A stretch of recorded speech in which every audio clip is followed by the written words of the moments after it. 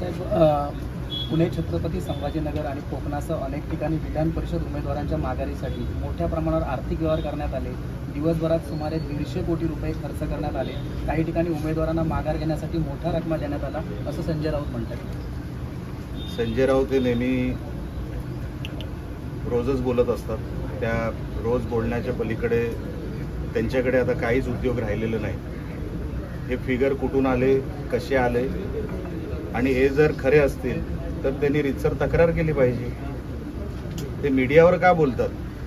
तुम्ही तक्रार करा, अमुक अमुक माहिती माझ्याकडे आली आहे, रीतसर तक्रार केली, FIR झाला तर त्याच्यावरती काहीतरी निर्णय होऊ शकतो, कोर्टामध्ये ते चालू शकते केस. तुम्ही नुसते मीडियासमोर आरोप कराल, त्याला अर्थ कुठे आहे?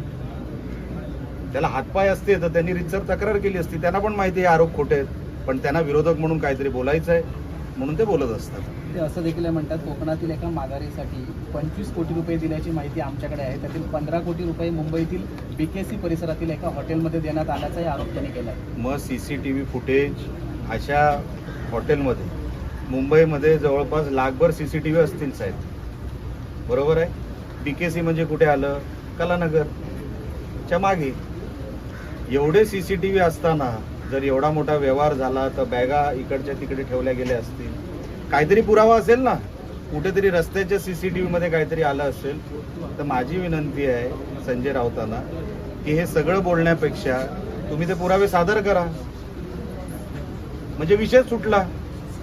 म्हणजे तुमच्या आरोपांना पण कुठेतरी तथ्य असं कुठेतरी लोकांना वाटेल. नाहीतर नेहमीप्रमाणे त्यांच्या आरोपांना काहीच तथ्य नाही. बाळमानेंची उमेदवारी मागे घेण्यामागे करोडो रुपयाची उलाढाल झाली असा आरोप देखील त्यांनी केला. तसंच मी आपल्याला सांगितलं, ह्यांच्या साहेबांचं प्रश्नाचं उत्तर देताना मी तेच सांगितलं, जर तुमच्याकडे काही पुरावे असतील. आता बघा, ती सीट गेल्यातच जमा होती. बाळमाने स्वतः काय बोलले कालच्या त्यांच्या पत्रकार परिषदेमध्ये, की त्यांचीच मतं त्यांना मिळणार की नाही ही शंका आहे, आणि त्या शंकेपोटी तरी ती उमेदवारी मागे घेतलेली आहे.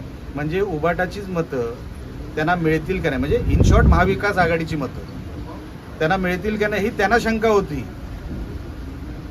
तुमची मतं तुम्हाला शाबूत ठेवता येत नाही.